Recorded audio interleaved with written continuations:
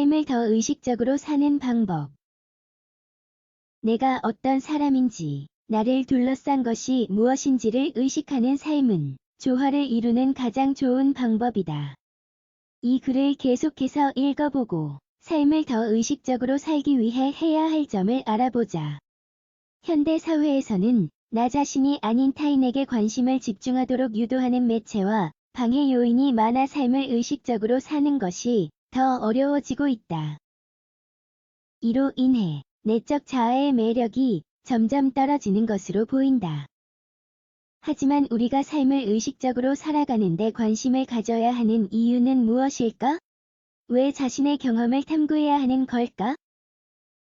단순히 나 자신과의 연결에 관한 이야기가 아니라 우리가 살아가는 순간과 환경을 완전히 인식하는 것이 관건이다. 이 글에서는 이러한 답변에 대해 자세히 알아보려고 한다. 지금부터 의식적인 삶이 무엇을 의미하는지, 그렇게 하지 못하는 이유가 무엇인지, 이를 달성하고자 어떤 일을 할 수 있는지를 함께 살펴보자. 삶을 의식적으로 산다는 것은 무엇을 의미할까? 의식적인 삶은 자신이 어떤 사람인지, 세상에서 어떤 위치에 있는지, 주변 사람과 어떤 관계를 유지하는지를 아는 것이다. 자신의 책임, 자질, 장점을 기억하고 부정적인 면을 인식하는 것이 중요하다. 먼저 독일 철학자인 마르틴 하이데거의 현존재 개념을 살펴볼 필요가 있다.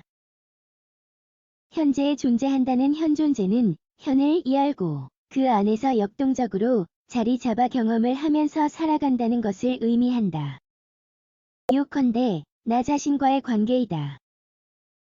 동시에 위대한 스페인 철학자인 호세 오르테가 이 가세트를 회상해보면 의식적인 삶은 나 자신, 자신의 상황, 세상에서 하는 일과 관련이 있다.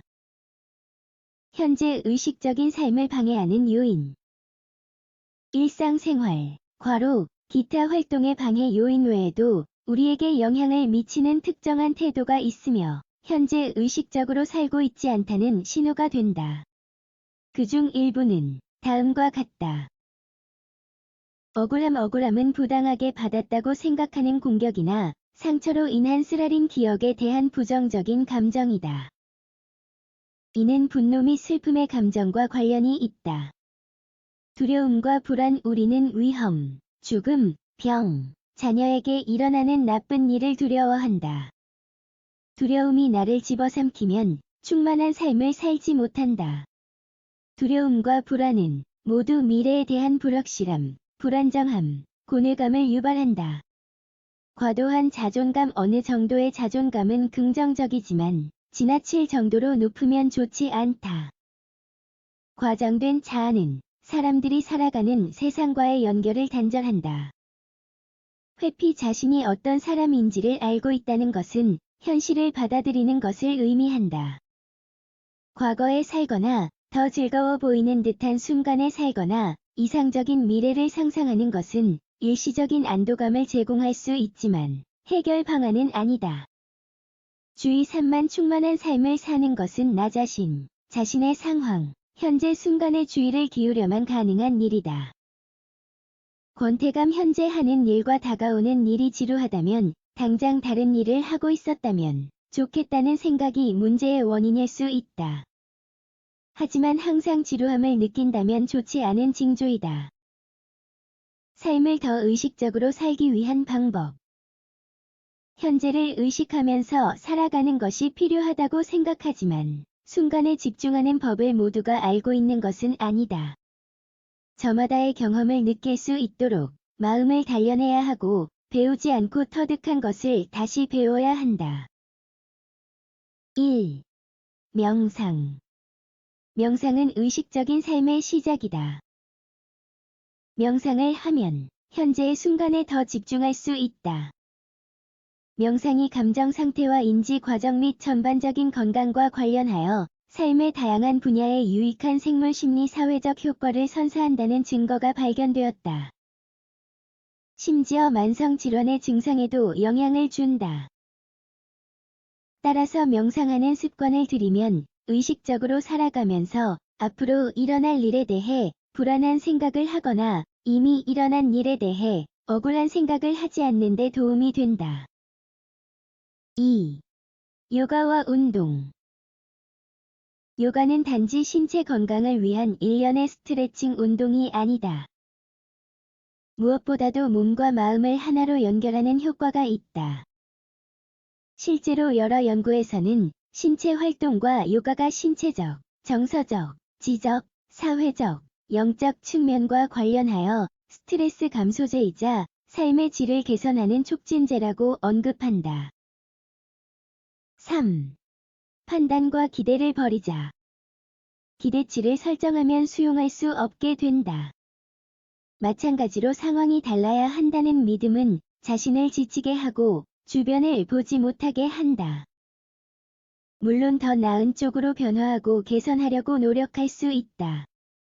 수용은 모든 것을 있는 그대로 동의하고 받아들여야 한다는 뜻이 아니다. 오히려 거부하는 태도를 뒤로 하고 세상과 끝없는 싸움을 그만두는 것을 의미한다. 동시에 자신에 대한 판단이나 타인의 판단에 대한 두려움이 생기면 현실에서 멀어지면서 내가 기대하는 부분과 다른 사람이 나에게서 기대하는 부분에 대해 왜곡된 생각을 하게 된다. 5. 부정적인 감정을 피하자. 현재를 신뢰하는 태도는 의식적인 삶의 일부이다. 그렇지만 두려움, 괴로움, 불안감을 놓아주는 것을 의미하기도 한다. 자신을 부정적인 순간에 묶어 더 많은 것을 보지 못하게 하는 분노, 화, 억울함도 마찬가지이다. 5. 수용과 감사를 실천하자.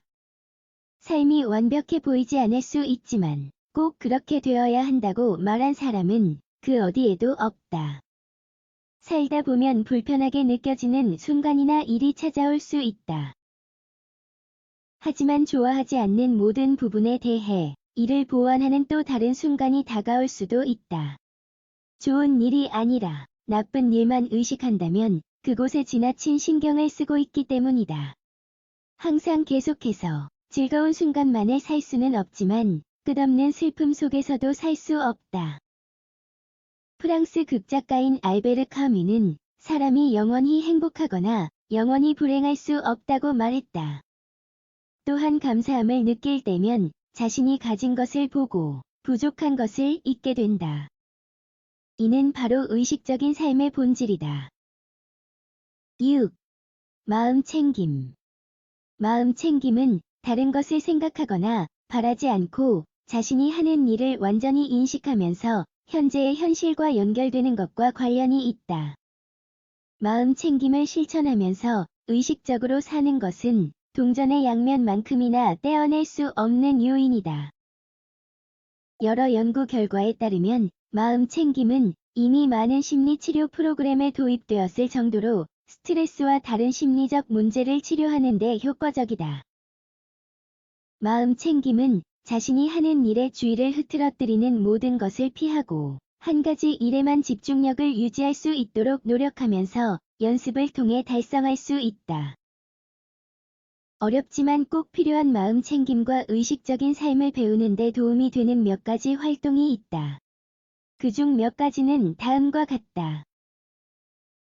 잔잔한 음악 듣기, 독서, 그림 그리기, 체스, 시골길 걷기, 현재의 삶을 의식적으로 사는 것.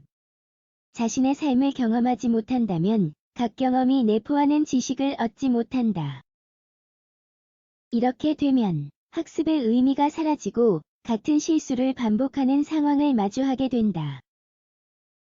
삶을 의식적으로 살아가면 자신과 주변으로부터 더 개방적으로 배울 수 있다. 또한 괴로움과 스트레스를 더 잘 처리할 수 있다. 현재를 의식적으로 살 수 있다는 것은 우리의 손길이 닿는 곳에 있다. 자신의 미래 존재는 통제할 수 없는 다른 것보다 바로 여기에 달려 있다. 우리는 불필요한 괴로움에서 벗어날 수 있다. 그저 피난처로 삼은 껍질을 벗기고 외부에서 들리는 소음의 볼륨을 줄인 뒤 내면의 눈을 뜨고 과감히 충실한 삶을 살아가면 된다.